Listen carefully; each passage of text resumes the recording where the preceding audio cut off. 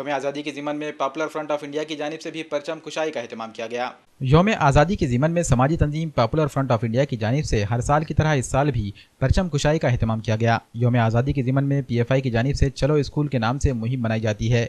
इस मुहिम के तहत स्कूली तलबा में स्कूल किट्स तकसीम की गई। ऐसे तलबा जो माशी तौर पर कमज़ोर तबके से ताल्लुक़ रखते हों और इन्हें तालीमी लवाजिमात की कमी का सामना करना पड़ता हो, इन्हें तालीमी लवाजिमात पहुँचाने की कोशिशें की जाती हैं। PFI की कोशिशों से सैकड़ों तलबा को फ़ायदा मिल रहा है। तकरीब के अख्तिताम पर PFI के रियासती सेक्रेटरी मोहम्मद आबिद ने अपने तासुरात ज़ाहिर किए, लोगों को यौम आज़ादी की मुबारकबाद पेश की। साथ ही मुल्क के मौजूदा हालात में जुल्म और बर्बरियत के पेश आ रहे वाक़यात पर शदीद तशवीश ज़ाहिर की और इन पर काबू पाने के लिए सेकुलर और हम ख्याल तंजीमों को एक प्लेटफार्म पर जमा करने और मुल्क की जमहूरियत के तहफ़्फ़ुज़ के लिए मुश्तरका कोशिशें करने का मशवरा दिया।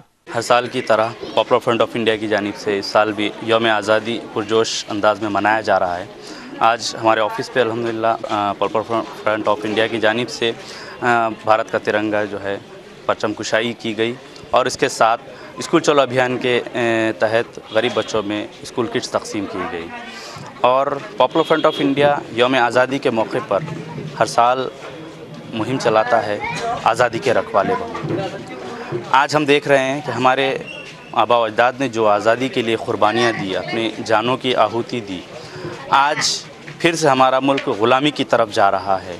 हाल ही में हमारे मुल्क के दस्तूर को चंद दहशतगर्दों ने जलाकर जो देशद्रोही हैं, उन्होंने ये साबित कर दिया कि इस मुल्क को हिंदू राष्ट्र बनाकर इस मुल्क को फिर से ग़ुलामी की तरफ ढकेलने की कोशिशें हो रही है।